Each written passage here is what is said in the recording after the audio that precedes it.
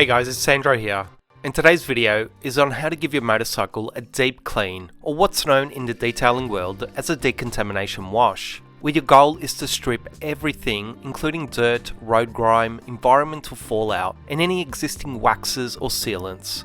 So in the end, all you're left with is the bare metal, plastic, rubbers, and painted trims. Now this bike is actually my new Honda Monkey, and I'm personally going to be performing a decontamination clean in order to get it ready for polishing and then applying a ceramic coating to both enhance and protect the finish, as well as make the upkeep much easier in the future. And I'll also have some further videos coming up showing these processes as well. But in regards to whether your motorcycle is new or old, and whether you intend on polishing and coating it, or if your bike is just filthy and needs a good clean, today's video is going to guide you through those steps of giving your bike a thorough deep clean, but also doing it in a less labour intensive and quicker manner that is 100% safe in avoiding scratches or swirls, as it's a completely touchless cleaning method, but yet an extremely effective one.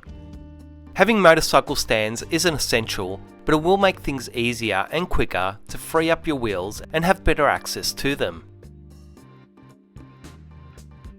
The first step is to mask any liquid or chemical sensitive areas such as your exhaust tip, display screens, electrical connectors, and so on. In truth, modern or relatively late model motorcycles and car engines are extremely watertight and resistant in my experience, so the chance of water damage is quite rare compared to older bikes and engines. But it won't hurt to err on the side of caution to use a little plastic to cover up any potentially sensitive areas. And for the most part, a motorcycle really is a lot like a car engine with some added trims and wheels when it comes to cleaning them. And it's also fine to wash your motorcycle seat during the normal maintenance washes, but to avoid getting other chemicals on it, I'm masking it. And to protect the battery and connectors underneath, I'm leaving it in place rather than removing it. And as always, I'll have links to all the products used in this video in the description box.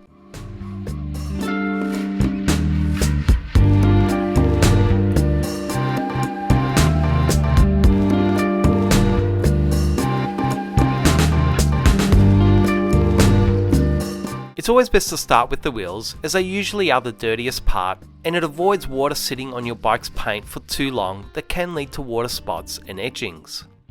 For the actual rubber tyres, it's best to use a degreaser or an all-purpose cleaner that tends to be the most effective yet safe cleaner for tyres. Liberally spray it all over the tyre and give it a minute or two to start breaking down the bonded grime. Next comes the touchless method, which is using the Tornador. For those of you that aren't familiar with the Tornador, it's a cleaning tool that runs off an air compressor with an attached reservoir bottle that you can fill with whatever cleaner you like, or even just water. So in essence, the Tornador blasts out a powerful spiral beam of compressed air mixed with liquid coming out of the attached bottle, which in my case is a lighter dilution of all-purpose cleaner. I started using the Tornador years ago, and it's by far my favourite tool to clean car engine bays, and it also works a treat for motorcycles, as you'll see. But as I mentioned before, the greatest benefits of this tool is that unlike physically cleaning trims and paint with wash mitts and brushes that can cause scratches, the Tornador is 100% safe. And in the case of motorcycles and car engines with so many small and intricate parts, the Tornador not only cuts your cleaning time in half, but in most cases it allows you to achieve better results. When it comes to the actual rims, a wheel cleaner with iron removal chemicals is far more effective at treating brake dust and road grime on the rims. But the process is much the same.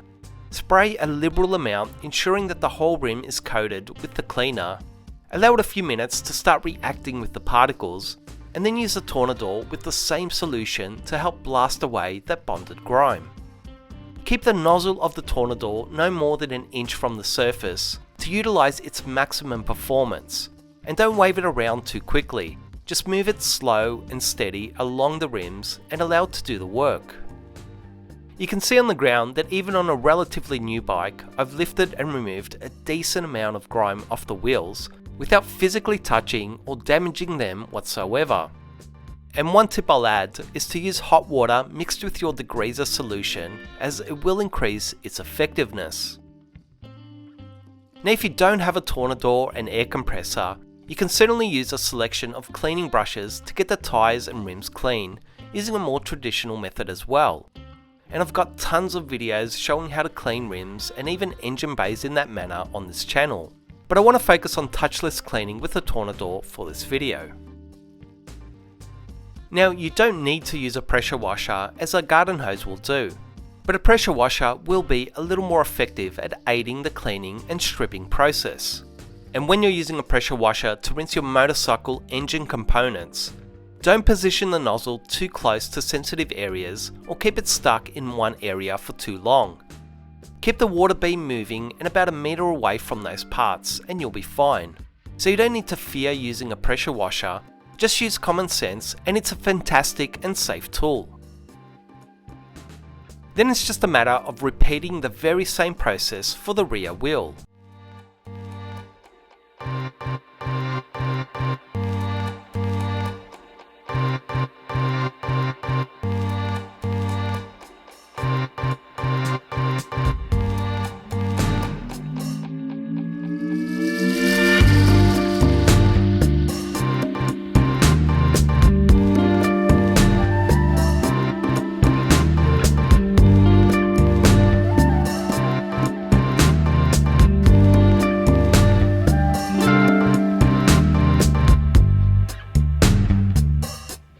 The next step is to give the entire motorcycle a pre-soak foam.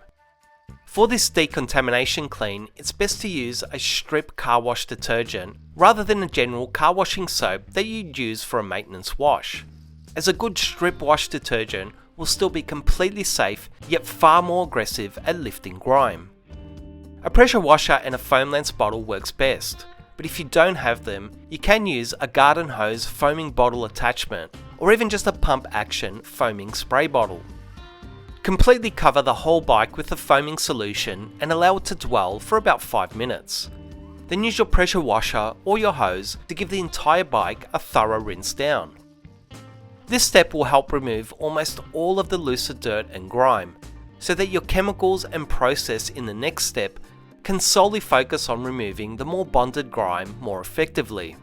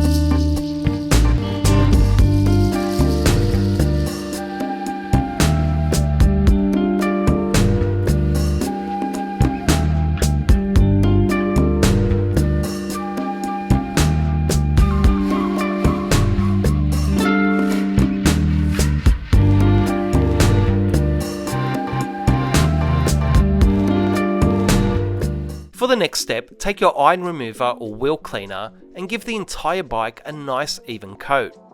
And while the cleaner begins to start breaking down those bonded particles, take your Tornador and start using it section by section to clean the whole bike from top to bottom. The iron removal chemicals in your spray bottle, together with the all-purpose cleaner and degreaser in the Tornador, will begin to strip just about all the foreign grime, as well as any waxes or sealants on the painted tank or trims. Just pretend that the Tornador is like a cleaning brush and work it slowly, cleaning each section as you would with a brush or wash mitt. Keep it as close to the surface as possible, but without making contact. And as I mentioned before, if you don't have or want to purchase a Tornador, just use your cleaning brushes and wash mitts instead. As far as an air compressor is concerned for the Tornador, you don't need a massive industrial one, you just need something that'll give you about 200 litres of air per minute at about 6 bar or so, but a little more air and pressure won't go astray.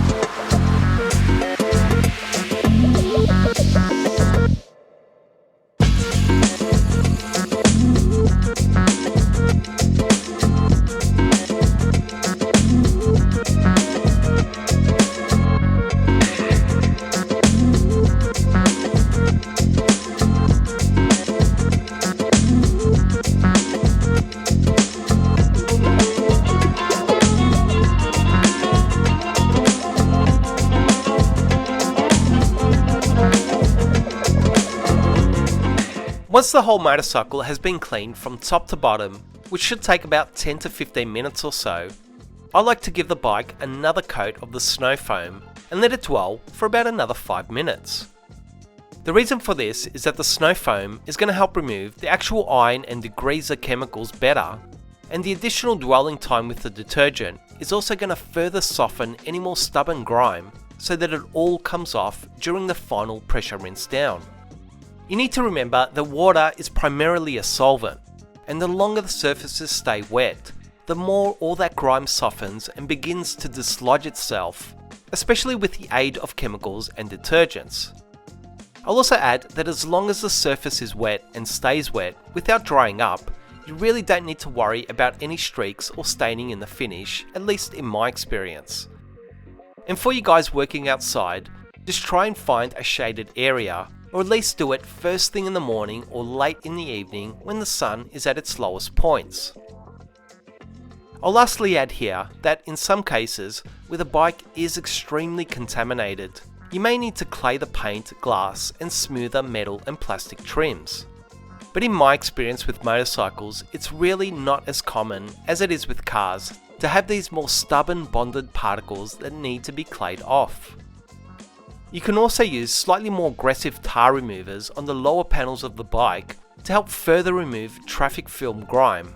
But just be careful with tar removers around rubber seals, as they can prematurely compromise certain rubbers and plastics. Whereas in my experience, iron removers and degreasers used at safe dilutions are completely safe on just about all surfaces. After the motorcycle has been rinsed down and you've removed the masking plastic, it's important to dry and blow out all the trapped water. Now you can certainly use the Tornador to do this as well, as it has a valve to close its liquid feed, so all it shoots out is compressed air and it actually works really well to expel all the trapped water. But if you do have a dedicated warm air blower, such as the big boy blowers I'm using here, it will be a little quicker. You can also use just a plain air compressor gun or even a leaf blower, which will all get the job done. Your last drying step should be to turn the motorcycle engine over and let it run for 5 minutes to evaporate the last of the remaining water.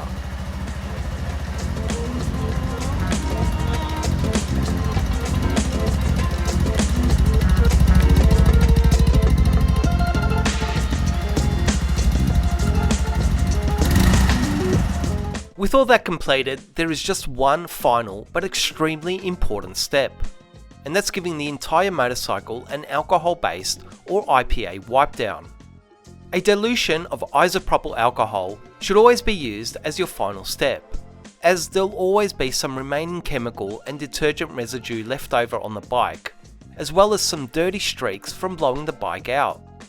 The great thing about this IPA wipe is that it removes all the residue without leaving any residue of its own behind, as it's mostly self-evaporating.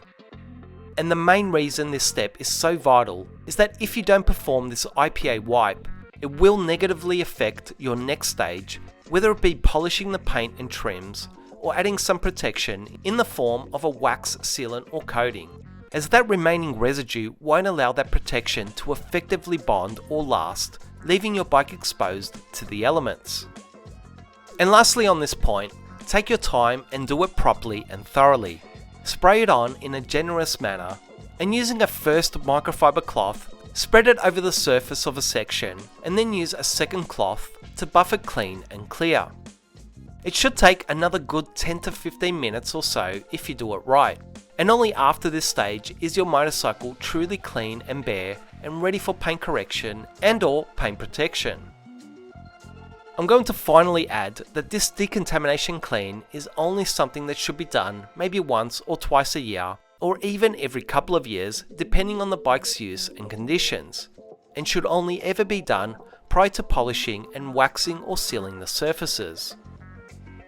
I'll hopefully have a video down the track that looks at performing just a regular maintenance wash on your bike. And stay tuned for some more videos that are going to be looking at polishing as well as ceramic coating a motorcycle. As always, I really hope you guys enjoyed and found this video useful. Please like, comment and subscribe to this channel to show your support for these videos, and I'll see you guys soon.